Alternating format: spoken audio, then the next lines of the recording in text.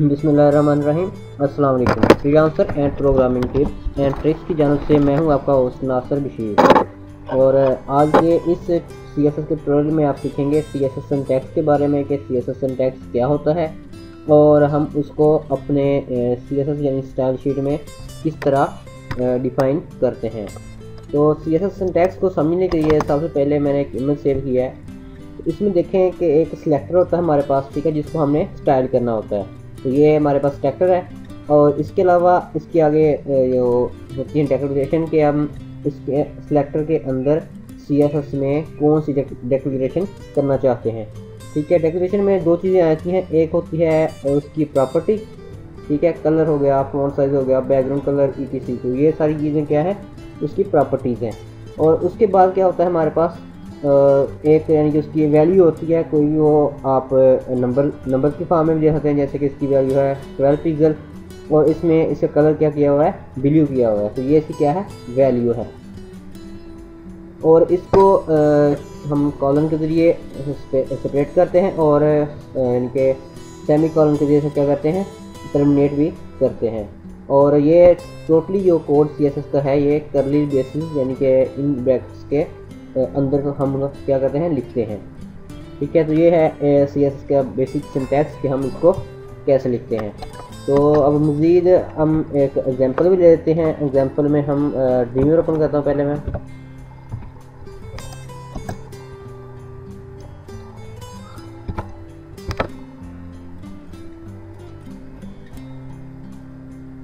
ठीक है, ये हमारे पास ड्रीमर ओपन हो गया। अब हम एक HTML का डॉक्यूमेंट लेते हैं इसमें, और जो ऑलरेडी कोड इसमें एग्जिस्ट करता है उसको हम डिलीट कर देते हैं। ठीक है, सबसे पहले तो हम क्या करते हैं, डॉक फाइल डिफाइन करते हैं। ये HTML का डॉक्यूमेंट है और इसके अलावा HTML का टैग लेते हैं और उसको क्लोज करते हैं। इसके बाद क्या रहती है हमारे पास हेड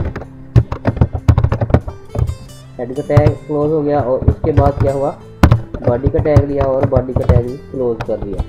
अब हमने क्या करना है कि इसमें कुछ स्टाइलिंग लेते हैं। फॉर एग्जांपल हम बॉडी के अंदर पैराग्राफ ले लेते हैं, चले, ठीक है, और इसको मैं क्लोज कर दिया, कॉपी और ये पेस्ट। इसके अंदर कुछ भी आप टेक्स्ट लिख लें, ठीक है जी, और इसके अंदर आप टेक्स्ट लिखेंगे।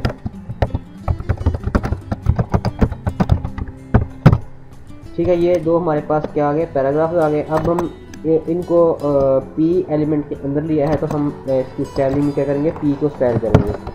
यहाँ पे हम स्टाइल का टैग लेते हैं यानी इंटरनल स्टाइलिंग जिसे कहते हैं, और इस यहाँ जस्ट हम P लिखेंगे और इसको स्टाइल कर देंगे जिस तरह भी हम यानी कि स्टाइल करना चाहे कर सकते हैं। फॉर एग्जाम्पल हम P कलर सेट करना चाहें तो हम कलर इसका ग्रीन कर लें, चलेगी ग्रीन, ठीक है। और इसके अलावा हम इसमें टेक्स्ट लाइन जो है वो सेंटर कर देते हैं। तो ये जो टेक्स्ट कलर हमारे पास डिस्प्ले होगा वो ग्रीन शो होगा और इसका और ये सेंटर लाइन होगा, ठीक है। तो ये CSS यानी कि हमने क्या किया, HTML एलिमेंट को CSS में स्टाइल कर दिया।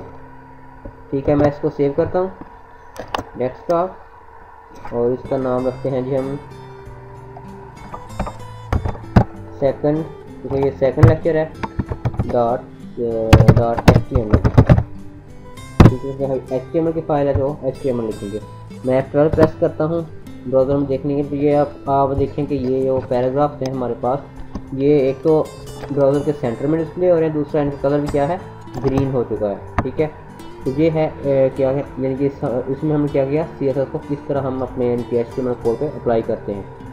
ठीक है, नेक्स्ट हमारे पास आता है कि CSS सिलेक्टर्स क्या होते हैं। ठीक है, तो CSS सिलेक्टर्स होते हैं किसी HTML एलिमेंट को फाइंड यानी कि उसको तलाश करने के लिए क्या हम करते हैं, इनको यूज़ करते हैं। और वो एलिमेंट हम कैसे तलाश करते हैं, या तो हम उनका एलिमेंट का नेम यूज़ करते हैं, ID यूज़ करते हैं, क्लास यूज़ करते हैं, एट्रीब्यूट और मज़ीद यानी कि कुछ और चीज़ यानी कि उसकी बेसिस पे क्या करते हैं, हम उसको एलिमेंट को फाइंड करते हैं। तो ये CSS सिलेक्टर्स क्या करते हैं, हमें इस काम में हमारी मदद करते हैं। किसी भी एलिमेंट को हम फाइंड करना चाहें तो उसको आसानी से फाइंड कर सकते हैं। और अकॉर्डिंगली उसको स्टाइल भी कर सकते हैं। मज़ीद एलिमेंट सेलेक्टर आते हैं, उसमें क्या होता है कि ये किसी भी यानी कि एलिमेंट है उसका सिलेक्टर है जो, तो वो उसके नेम पे डिपेंड करता है, ठीक है। तो आप क्या करेंगे, फॉर एग्जांपल एक पी एलिमेंट है, ठीक है, किसी भी पेज में, और जितने भी पी एलिमेंट्स हैं तो उनको आपने क्या करना चाहते हैं कि सारे यानी कि उनको एक अलग तरीके से स्टाइल करना चाह रहे हैं, तो उसको आप क्या करेंगे, अब फॉर एग्जांपल इस पेज में दो पीस हमारे पास पी एलिमेंट्स हैं यानी पैराग्राफ्स हैं, हमने क्या किया, हमने जस्ट पी को स्टाइल किया और ये दोनों पे क्या हो गया, अप्लाई हो गया, ठीक है। इस तरह हम एलिमेंट को यानी कि सिलेक्शन की मदद से कंबाइंड यानी कि ग्रुप की सूरत में स्टाइल कर सकते हैं। फॉर एग्जांपल अगर हम इसी एग्जांपल को आगे लेके चलें, हम एक और पैराग्राफ लेते हैं, ठीक है। इसके अंदर फॉर एग्जांपल कुछ और टेक्स्ट लेते हैं, this is an other paragraph for testing, ठीक है। तो और इस टेक्स्ट को क्या करते हैं, हम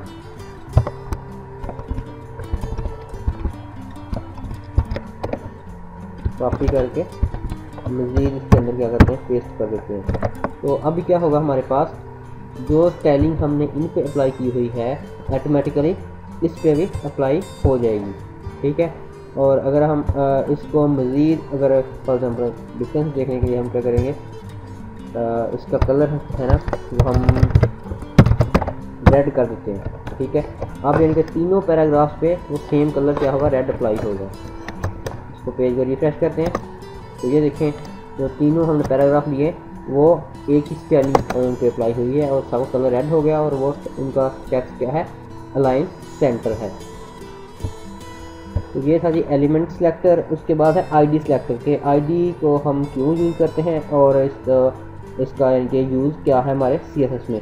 तो आईडी क्या करती है, किसी भी यानी कि स्पेसिफिक एलिमेंट है उसको सिलेक्ट करवाने के लिए हम क्या करते हैं, आईडी को यूज़ करते हैं। और इसमें हम इसको डिफ़ाइन किस तरह करते हैं, इसको डिफ़ाइन करने के लिए हम पहले तो एक हैश साइन लेते हैं, उसके बाद आईडी का नेम लेते हैं।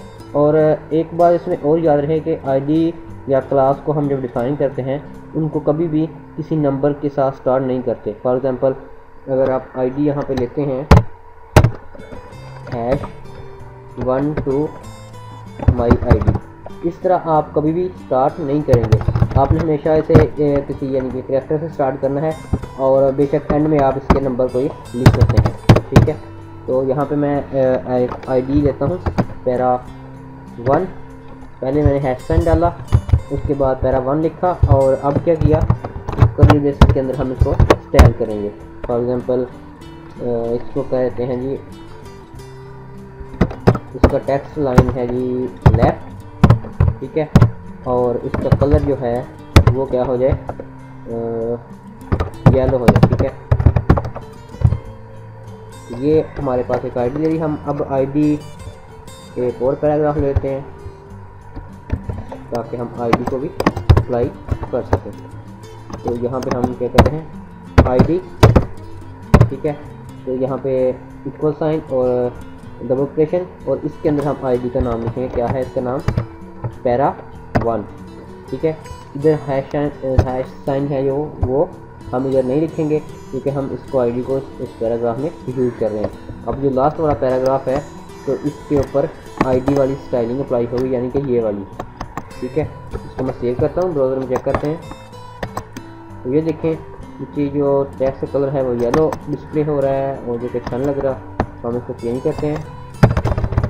चलें जी, इसका कलर ब्लू कर देते हैं और अब चेक करते हैं।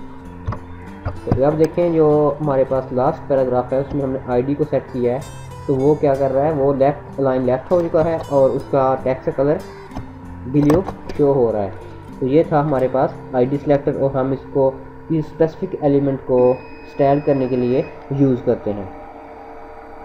इसके अलावा मज़ीद जो है हमारे पास वो है क्लास सिलेक्टर, ठीक है। तो क्लास सिलेक्टर के लिए यही है कि किसी स्पेसिफिक क्लास के एट्रीब्यूट को यानी कि डिफ़ाइन करने के लिए या सिलेक्ट करने के लिए हम क्या करते हैं, क्लास सिलेक्टर को यूज़ करते हैं, ठीक है। और क्लास को रिप्रेजेंट करने का तरीका क्या है, पहले तो हम पीरियड साइन इनको डॉट डालते हैं और उसके बाद हम क्या करते हैं, उस क्लास का नेम लिख देते हैं कि ये इस क्लास का नाम ये है। तो इस तरह फॉर एग्जांपल हम इसमें क्लास डॉट सेंटर के नाम से ले लेते हैं और इसके अंदर हम स्टाइल करते हैं कुछ भी, हम लिख देते हैं फॉर एग्जांपल एक्स लाइन, इसका सेंटर कर देते दोबारा और इसका फॉन्ट साइज इस तरह रखते हैं ये 18 पिक्सल, ठीक है। और इसका फॉन्ट फैमिली का सेट कर देते हैं, इधर कोई भी आप सेट कर सकते हैं, फॉर एग्जांपल आप कहते हैं 10 रोमन कर दें, ठीक है। उसके अलावा इसको कलर सेट कर दें, इसका लेट से इसका कलर हम रख दें ग्रीन, ठीक है। तो ये हमारे पास एक क्लास हमने डिफाइन कर दी। अब इस क्लास को हमने यूज़ कैसे करना है, इस क्लास को यूज़ करने के लिए हम एक ऊपर वाले पैराग्राफ पे या हम एक पैराग्राफ और कॉपी कर देते हैं। इस पैराग्राफ में हम क्या करना है, इस क्लास को अप्लाई करना है। तो इधर देखेंगे क्लास और क्लास का नेम लिख देंगे जो कि सेंटर हमने लिया हुआ है, ठीक है। इसे कंट्रोल एस करता हूँ तो ये जो लास्ट पैराग्राफ है उसके ऊपर ये स्टाइलिंग अप्लाई हो जाएगी क्योंकि हमने इसमें क्लास को यूज़ किया है। तो ये देखें, आप पेज रिफ्रेश करेंगे तो ये न्यू पैराग्राफ है वो लाइन सेंटर हुआ है और उसका फ़ॉन्ट साइज़ बाकी पैराग्राफ से बड़ा है। अगर आप मज़ीद इसमें फ़ॉन्ट साइज़ बढ़ाना चाहें तो यहाँ से आप इसको 25 कर देते हैं। तो ये देखें, जो लास्ट पैराग्राफ है उसके ऊपर ये क्लास अप्लाई हो रही है, ठीक है। तो ये ज़रूरी नहीं है कि आप पैराग्राफ के ऊपर ही आईडी और क्लास को अप्लाई करें, आप किसी भी डिव एलिमेंट या दूसरे कोई भी एलिमेंट को यूज़ कर रहे हैं आप वहाँ भी ये चीज़ें यूज़ कर सकते हैं। तो जिस यानी कि स्पेसिफिक एलिमेंट पे आप क्लास को अप्लाई करेंगे वो स्पेसिफिक एलिमेंट ही उससे अफेक्ट होगा और बाकी एलिमेंट्स के ऊपर कोई इफेक्ट नहीं होगा, ठीक है। ये हमारे पास एग्जांपल भी होगी इसकी। तो मज़ीद इसमें जो है जो एक एलिमेंट है क्लास, वो एक से ज़्यादा एलिमेंट्स को भी रेफ़र हम कर सकते हैं, ठीक है। तो इसमें अगर फॉर एग्जांपल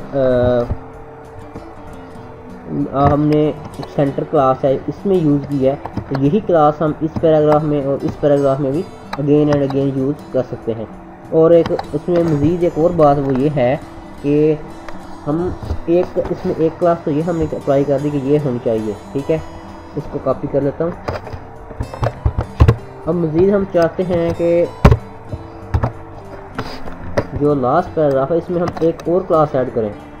एक और क्लास ऐड करने के लिए हम क्या करेंगे, हम इसमें कुछ भी यानी कि फॉर एग्जांपल एक लार्ज के नाम से क्लास लेते हैं और उसके ऊपर जाकर डिफाइन भी कर देते हैं पी डॉट लार्ज, ठीक है।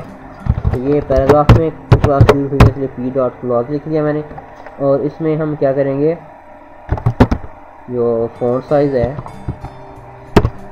उसको हम लेट्स से कि 300% कर देते हैं, ठीक है।